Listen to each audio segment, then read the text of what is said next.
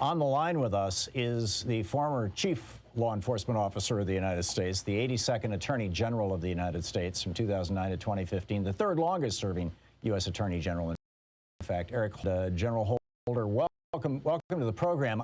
I'm curious, first of all, your thoughts on what happened on January 6th, how this committee is conducting itself, and both the law enforcement side of this, the America side of this, and the political side of it, if you have any thoughts. Sure. Well, thanks first for having me, Tom. What I'd say was this. I mean, let's cut straight to it. What happened on January the 6th was an attack on our democracy. That was just not a protest, not even just a violent protest. It was an attempt to subvert the democratic process, to stop the peaceful transfer of power, and it has to be viewed in that way.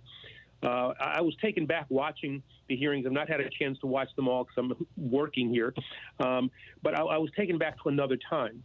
They reminded me in some ways of the Watergate hearings, where the nation's attention was riveted to what was going on during that hearing. And I think the nation's attention needs to be riveted on these hearings as well. What we heard from those officers today was powerful, it was illuminating, and it was also prescriptive.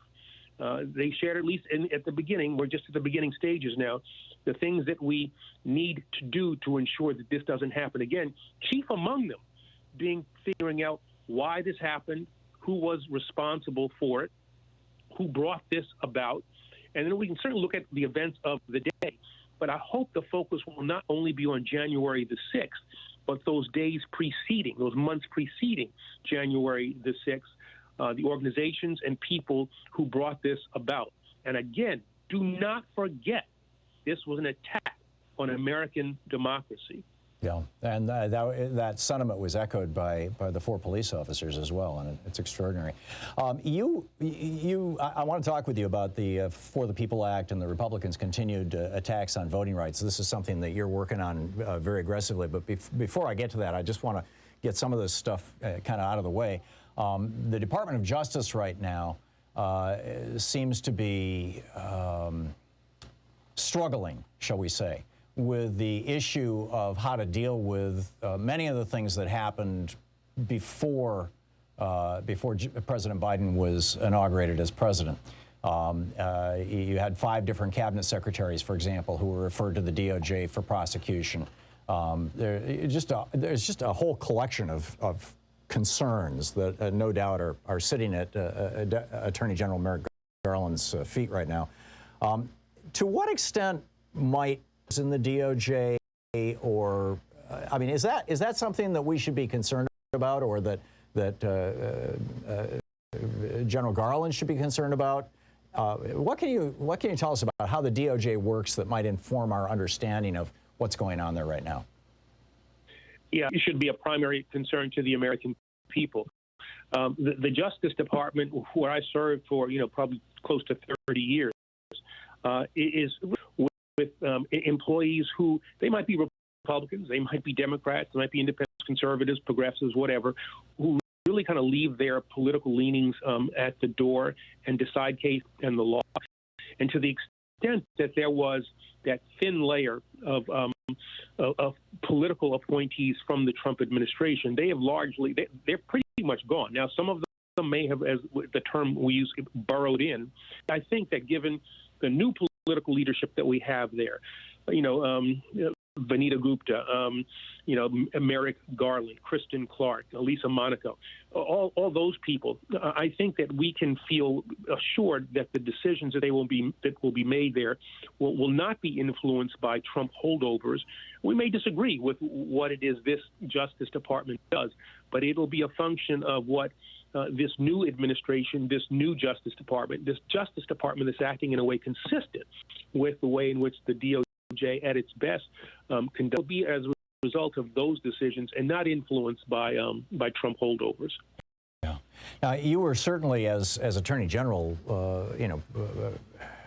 overseeing or participating in enforcement of the Voting Rights Act, Civil Rights Act, legislation that made sure that everybody, regardless of race or other station in law, are able to vote and participate in our democracy. This seems to be coming under considerable attack, both from the Supreme Court and from other quarters. And you're working now on trying to strengthen our right to vote at the same moment that, for example, Georgia and 17 said that if partisan Republicans don't like the outcome of an election, apparently, I mean, the strategy is going to be like they're already replacing election officials, for example, in largely black counties and live down there. And this is just shocking stuff, what's going on.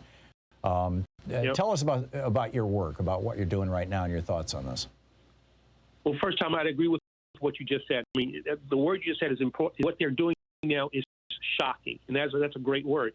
This is a multi-pronged attack on our democracy. Certainly what happened on January the 6th and what led up to that insurrection, these voter suppression measures that are being passed, considered in the states, I guess 400 now or so being considered. I think 18 have become law. And then also the political and racial gerrymandering that Republicans have indicated they're going to have a willingness to do, all of which is to take away the decision-making from the American people, subvert our nation of our democracy, subvert, this notion of who we think of ourselves, and entrench with the Republican Party a minority party in terms of both the number of votes that they get and the support that they are able to generate to cement this minority party with majority power. And so what we've been trying to do at the organization that I lead, the National Democratic Redistricting Committee, is to fight a couple of components. One is the gerrymandering. In August 16th, the Census Bureau was going to send the data to the states so that the line drawing, the redistricting, which we do every 10 years, can be done. I'm very concerned that Republicans, especially in states like Georgia, Texas, Florida, North Carolina, are going to try to come up with ways in which they continue to draw themselves into power in a way that's, again, inconsistent with our founding ideals. We've also been fighting this problem of voter suppression that you talked about, where these measures are being put in place simply to make it more difficult for all Americans to vote, but in particular to make it more difficult for citizens of color, Democratic-leaning, progressive-leaning voters to polls. This is all about power. This is all about the acquisition and the retention of power, and Democrats and progressives have got to be prepared to respond in that way. I think that progressives are too often uncomfortable with the acquisition and the use of power, and Republicans and conservatives are not. This is time for us to stand up, to put on our big boy and big girl pants and fight for our democracy. Yeah, I'm with you. Charles Blow has the New York Times brilliant piece, I think it was 2 days ago in the New York Times, basically saying directly to President Biden, if you think that we're going to be able to overwhelm, have such a voter turnout, as happened in Georgia, last year, such a voter turnout that it can overwhelm the attempts at voter suppression, you are mistaken. And therefore, we need to end the filibuster so we can pass SB 1, the For the People Act. Do you agree with that sentiment? And if so, how do we communicate that to the White House and to the few Democrats in the Senate, specifically Manchin and Sinema, although I understand there may be others, who may be reluctant to take on this project? Yeah, you've got to understand what the aims of these measures are. It's not to prevent all black people from voting, all Democrats from voting. It's just to reduce the margins. If you cut down the black vote by 1%, 2%, 3%, the progressive vote, Democratic vote, 1%, 2%, 3%, think about all the close elections, including those senatorial elections in Georgia, and close elections around the country. I mean, again, you look at the presidential election decided by, I guess, 77,000 votes, given our perverted electoral college system. If you just knock down the percentage of people who get to vote and who vote in a way that Republicans, conservatives don't like, you can have an influence on electoral decisions. You can have an impact on elections. And so, yeah, black people, they're going to stand in line for 4 hours. Studies show that in Atlanta, if you were in a white district, you had to wait about 6 minutes to vote. If you're in a black district, you had to wait 51 minutes. Black folks did that. Why should black folks have to do that? You know, we risk having the numbers of black people who are unwilling to do that and then leave the lines, have their voices not be heard. So this is a time. This is a black and white decision. I don't mean racially, but this is are you for our democracy or are you against our democracy?